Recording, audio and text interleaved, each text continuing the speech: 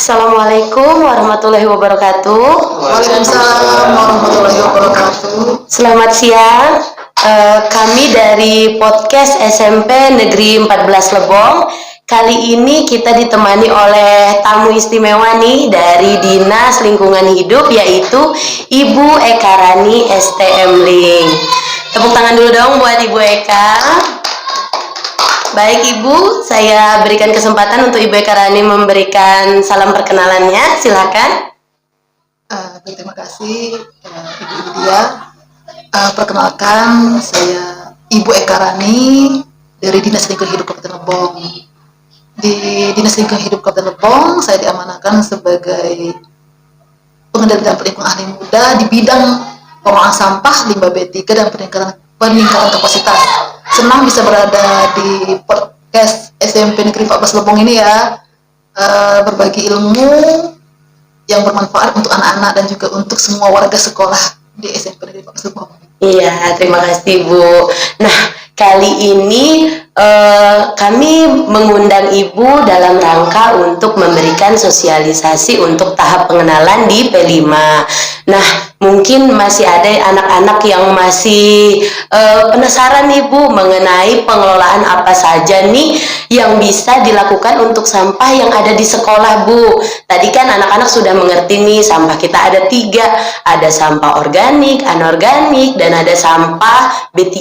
Nah, kira-kira gimana nih pengelolaan yang paling bisa dilakukan oleh siswa-siswa di sekolah Bu? Oke, mungkin kita ketahui dulu kan apa saja sih jenis sampah yang ada di sekolah. Kebanyakan di sekolah itu sampahnya berupa anorganik sama organik. Yang anorganik misalnya sampah plastik, di mana anak-anak kan suka jajan, ada kantin. Betul banget. Kemudian sampah organik dari seperti daun-daunan, karena di sekolah kan banyak tanaman, ada bunga. Nah, sebenarnya mengolah itu sederhana. Kalau sampah anorganik, anak-anak bisa pilah kan yang namanya bank sampah. Jadi dikelola dengan menggunakan bank sampah. Anak-anak atau warga sekolah bisa menabung sampah plastiknya di bank sampah. Kemudian untuk sampah organiknya bisa dikelola menjadi kompos, pupuk kompos. Seperti itu, sederhana saja kan, hal kecil bisa bermanfaat. Iya bener banget ya, tertarik banget tuh Bu sama sampah anorganik bisa masuk ke bank sampah jadi berkah ya Bu Lani ya. Lalu kalau untuk kompos nih Bu, kira-kira bagaimana untuk pengelolaannya, bisa berapa lama waktunya dan alat apa saja sih yang dibutuhkan? Kalau untuk kompos mudah, jadi kita cuma gunakan barang-barang bekas juga kan, karena konsepnya pengolahan sampah itu 3R kan, reduce, mengurangi, reuse, menggunakan ulang, kemudian recycle, daur ulang. Nah, kita di sini manfaatkan aja barang-barang bekas. Misalnya di sekolah ini ada ember bekas nih nggak terpakai, bisa dipakai untuk komposter. Jadi yang untuk membuat kompos ada alat dan bahannya. Alat yang digunakan yang pertama komposter, kemudian yang kedua bahannya yaitu biokatalisator, kemudian sampah organik. Nah, untuk komposternya bisa menggunakan namanya ember bekas ya, ember bekas yang ada tutupnya, kemudian keran untuk membuat lubang untuk pupuk cairnya, kemudian saringan yang terbuat dari kawat seperti itu. Kemudian untuk bahannya biokatalisator, EM4, gula dan juga air. EM4 bisa kita beli di toko pertanian kan. Jadi kita kembangkan EM4-nya jadi biar nggak mahal kan. Kalau kita pakai EM4 kan harga 50 misalnya pakai sekali pakai kan, bener ya, terbatas ya jadi pemakaiannya. Kita kelola, kita kembang biarkan lagi. Bagaimana caranya mengembang biarkannya? Itu tadi EM4-nya 1:1 50. Jadi misalnya nih 1 gelas EM4 dicampur dengan 1 gelas gula, kemudian dicampur dengan 50 gelas air, jadilah biokatalisator. Dan kemudian bahan selanjutnya adalah sampah organik, daun-daunan ataupun misalnya bekas-bekas ranting atau bekas sisa sayur, kita buat kompos. Kita masukkan ke alat komposter tadi, dimasukkan sampah organiknya, kemudian kita semprot dengan biokatalisatornya, kemudian ditutup komposternya dan ditunggu sampai 1 bulan, insya Allah jadi kompos. Wah, keren banget ya. Seperti ini ya nanti ya. Coba ya nanti di sekolah sama Walaupun teman. di rumah ya? Nah, iya di rumah kasih tau ibunya atau orang tuanya untuk membuat kompos. Wah, Iya. jadi dengan alat yang mudah dan dengan cara yang mudah, dengan waktu yang lumayan singkat juga ya Bu, bisa mendapatkan hasil yang bagus nih pupuk kompos, keren banget. Oh iya Bu Eka, selain dari pengelolaan sampah nih, saya penasaran dengan ini untuk program sekolah Adiwiyata. Kira-kira gimana menurut Bu Eka?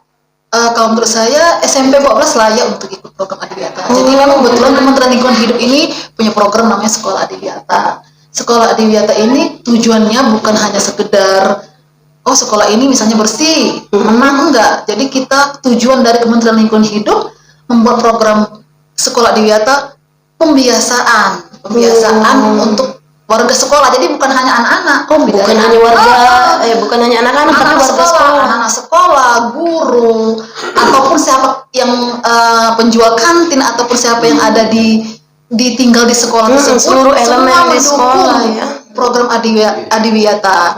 Nah, salah satu contohnya gini Bu, jadi sekolah Adiwiyata itu semua kurikulum sekolah itu berhubunganlah ke lingkungan, bawa ke lingkungan gitu.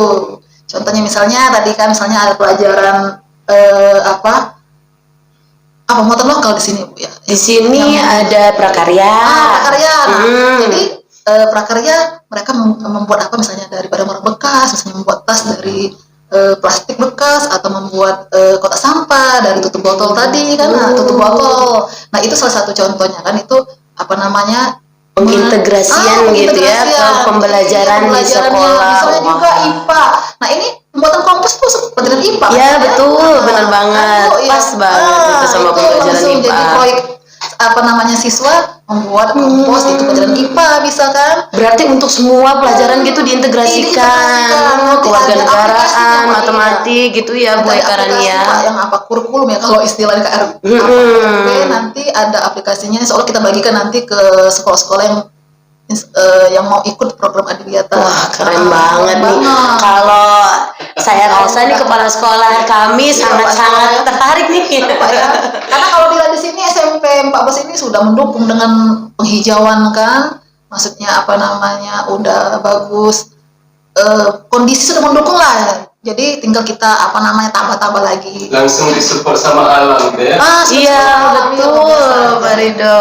Sudah hijau, jangan apa namanya tinggal apalagi tambah lagi yang mungkin masih kurang. Iya betul. Nah, kira-kira yang masih kurangnya nih apa aja nih kalau yang Bu Eka Rani lihat nih kira-kira? Itu tadi mungkin ditambahkan misalnya bank sampah. Betul. Bank sampah ya. Program bank sampah anak-anak, kemudian tadi komposter itu bisa langsung dipraktekkan. Iya, siap insya Allah. Misalnya di kantin sekolah mulai mengurangi sampah, anak-anak itu jajannya pakai piring atau gelas itu Pak. Yang penting pertama itu regulasi. Mulai dari awal visi misi sekolah. Visi misi sekolah, misinya itu ada yang keberapa sih, masukin yang berkaitan dengan lingkungan. Gitu.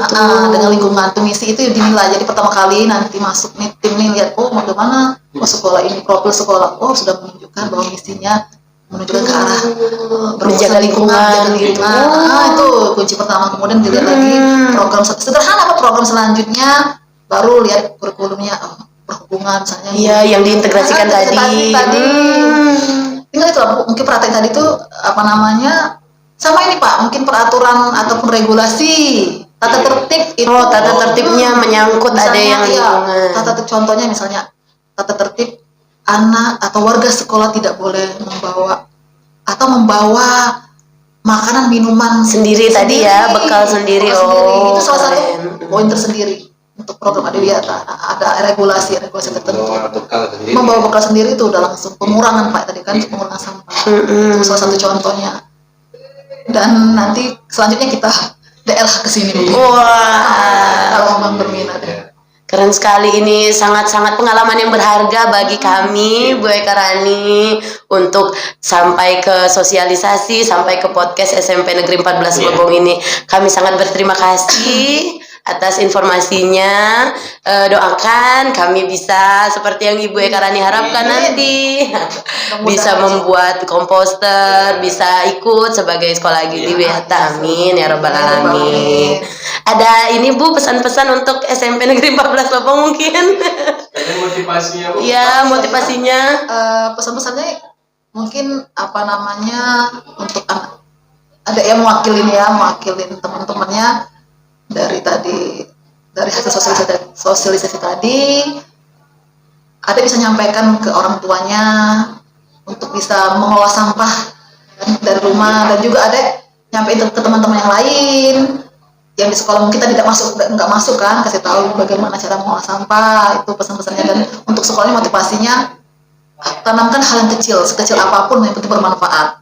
Termasuk salah satunya adalah mengolah sampah ini Pak ya, cuma dengan mengolah sampah walaupun kecil tapi bermanfaat dan berkelanjutan untuk generasi muda. Mungkin itu pesannya. Semangat terus ya. Anak-anak SMP 14 menjadi pelopor ya misalnya. Amin, amin ya robbal alamin. Untuk pengolahan sampah di Lebong ini kan dari generasi muda. Nanti kami bantu share juga biar SMP lain lihat kan. Oh iya, benar banget. Materi-materi yang kita podcastkan hari ini supaya membantu mereka yang tidak mendapatkan materi. Iya, apalagi yang Ibu Eka sampaikan tadi itu di terakhir itu, money is yours but resources is ours gitu kan. Jadi resources, sumber daya itu milik semua. Jadi itulah kita harus jaga sumber daya kita. Terima kasih banyak ya Ibu Eka Rani sudah bersedia untuk datang ke SMP Negeri 14 Lebong. Kami ucapkan terima kasih banyak. Iya Pak. Dita, Rani, tentunya ini kita sambut nih apa yang disosialisasikan ini. Mungkin kita punya inovasi baru nanti. Salah satunya mungkin kita sebut program SSSC, satu siswa satu cangkir. Luar biasa. Kenapa tidak? Ya itu bisa kita realisasikan untuk mengurangi dalam artian itu sumber dari sampah. Iya, betul. Dan tetap kita mengedepankan siswa sebagai dalam artian itu merupakan motor kegiatan ini. Seperti disampaikan oleh Ibu Rani, sebuah indikator keberhasilan dari sekolah Adiwiyata adalah ketika siswa itu sudah muncul kesadaran sadar dengan sendirinya. Dan tentunya ini perjuangan kita bersama. Sekali terima kasih atas motivasi yang masukan. Kemudian tentunya ini menjadi PR kami ke depan. Terima kasih. Itu pesan terakhir Pak, itu tadi regulasi Pak. Tekan dulu kebijakan atau peraturan. Karena kebiasaan itu mulai dari peraturan. Kan dipaksa dulu, paksa. Lama-lama terbiasa, benar Pak ya? Iya, betul. Misalnya anak, kamu nggak boleh ini, harus buang sampah sini atau kena sanksi. Nggak apa-apa. Terus Nanti akan muncul jadi keyakinan mereka. Seperti itu, lama-lama baru terbiasa. Oke, terima kasih banyak ya Bu Eka Rani atas pesan-pesannya nih. Oke, kami akhiri acara podcast ini.